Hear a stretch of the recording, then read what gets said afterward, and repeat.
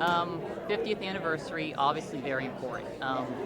What exactly does it really mean for not only USI, but also for people who have come and gone, and for Southwest Indiana as a whole? Well, I think the meaning of this anniversary, and really, if you think about it, the years go by so quickly. And I think it's a moment of celebration, a moment when you pause and you think about the significance of all that has been grown and developed here on this campus, the many stages we've gone through, how far we've come.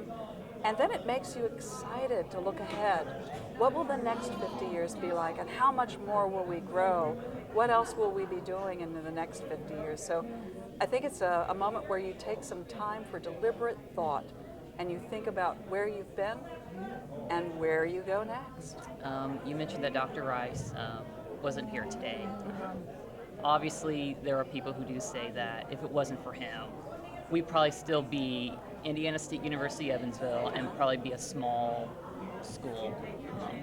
How much of this really is him that's A responsible lot for of this? it. I called Betty and David Rice this morning to tell them that there would be a room full of people thinking about them this morning, thinking about all that they had done to establish this university.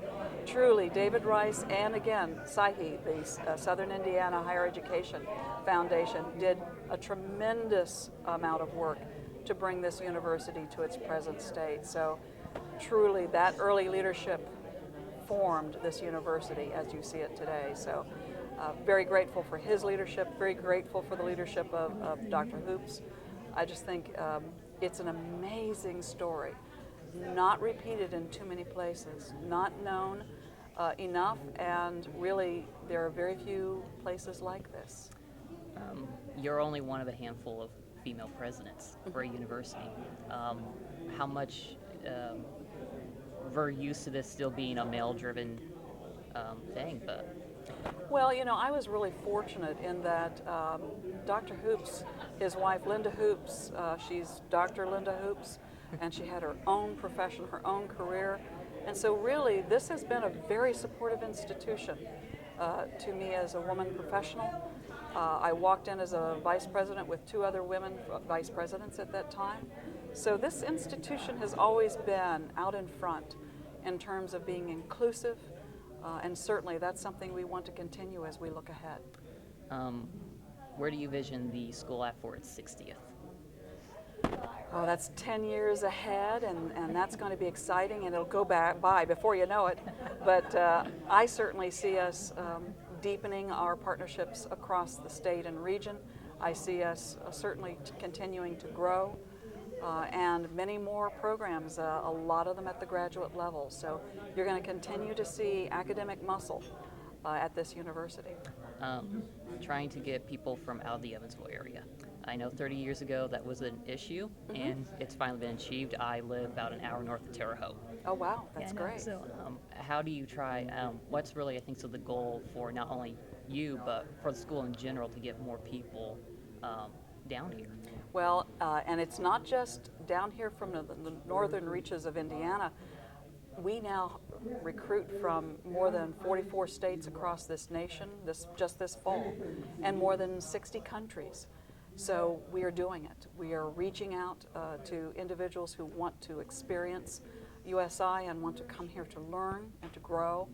And I think that's only going to increase, and I'm excited. I think I take my hat off to you coming here from north of Terre Haute, and certainly we will continue to reach out to all parts of Indiana because we are a statewide public university.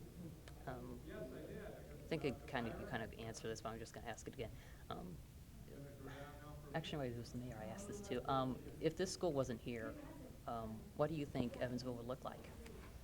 I think it would look very differently. I think, keep one fact in mind. In 1985, when USI changed, we went from ISUE to becoming USI in 1985. Only a third of high school graduates were seeking some kind of post-secondary education. Now it's more than 80%. Take that and multiply that over multiple years, and you can appreciate our impact. So yes, this region would look very different if it weren't for USI. And obviously the pin that you just received from your husband, how many carats is that again? I'm afraid I was in shock, and so I know it's 14 karat gold, and I don't know this. You know, I know the stones, sapphires, and rubies, and a diamond, but my husband and I have been married for 38 years. He is the love of my life, and I was surprised by it. I wasn't expecting the gift, and I think in some ways those are the best gifts of all. All right.